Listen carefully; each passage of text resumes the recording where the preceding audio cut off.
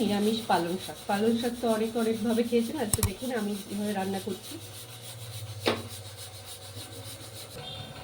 কড়াইটা গ্যাসে বসিয়ে দিলাম।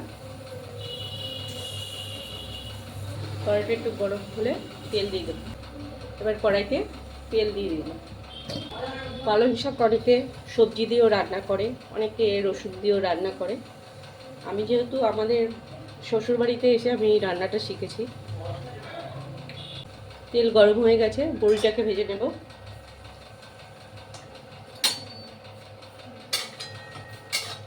কারা কারা আমার মতন বড়ি খেতে পছন্দ করে কমেন্ট করে জানান। এদিকে বড়িটা ভাজা হচ্ছে আর বেগুনগুলো ডুমুডুমু করে কেটে নিয়েছি।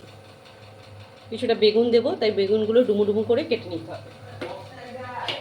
বড়িটা প্রায় ভাজা হয়ে আসছে, এবার তুলে নেব। সেই তেলেই আবার বেগুনটাকে ভেজে নেব।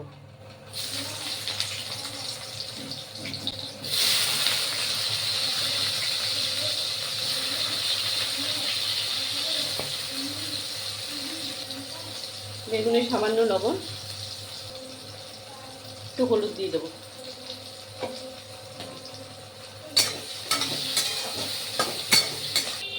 বেগুনটা সিদ্ধ হোক, চাপা ঢাকা দিয়ে দিই।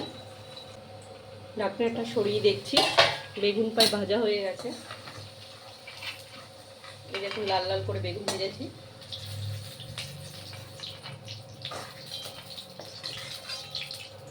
বেগুনটা ভেজে তুলে রাখতে হবে। এবার কড়াইতে শুকনো লঙ্কা ফোড়ন, কাঁচা লঙ্কা দুটো, কাঁচা লঙ্কা আর আদা।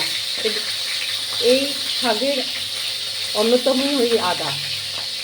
আদা ছাড়া শাকটা টেস্ট পাওয়া যাবে না। আদা দিয়ে ভাজা ভাজা করে নেব। অনেকে পালং শাকে লবণ চটকি রাখে, আমি রাখলাম না, কারণ তাহলে প্রোটিনটাই চলে যাবে। সেই জন্য আমি কুচি কুচি করে ভালো করে ধুয়ে নিয়েছি। আদাটা ভাজা ভাজা হয়ে গেছে, এবার পালং শাকটা ছেড়ে দেবো।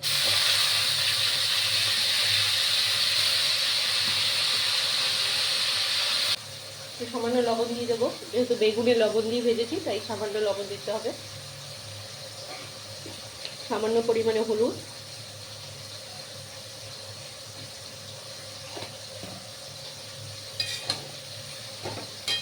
আমার আজকে মঙ্গলবার, আমি নিরামিষ খাই। কারা কারা এরকম নিরামিষ খান তারা কমেন্ট করে জানাবেন। এইসব সবজি নতুন উঠছে তো খেতেও টেস্টে লাগবে। আদাটা দিলে শাকের একটা খুব সুন্দর স্মেল আসে আর খেতেও ভালো হয়। এবার চাপা ঢাকা দিয়ে রাখবো, আঁচটা সামান্য কমিয়ে দেবো। ঢাকনিকে সরিয়ে দেখি, এই দেখুন পালং শাক থেকে প্রচুর পরিমাণে জল উঠে আসছে। এবার আর ঢাকা দেবো না, ঢাকা দিলে পালং শাকটা একদম গলে যাবে, খেতে টেস্ট লাগবে না। এবার আঁচটা বাড়িয়ে জলটাকে শুকাবো।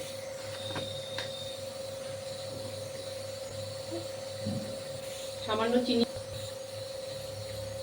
যেহেতু নিরামিষ একটু শাকের টমেটোর টেস্টটা হয়। যারা চিনি খেতে পছন্দ করেন না তারা দেবেন না।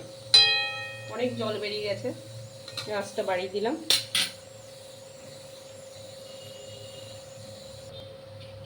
এবার বেগুনটা আর বড়িটাকে একটু ভেঙে নিয়েছি, দিয়ে দেবো।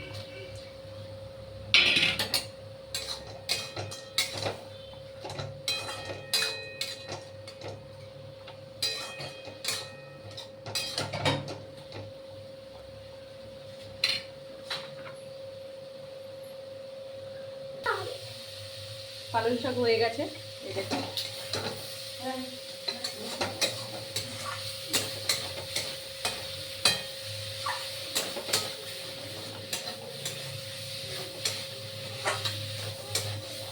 এই তৈরি হয়ে গেছে পালং শাক। এই দেখুন গরম ভাতে পরিবেশন করার জন্য তৈরি একদম।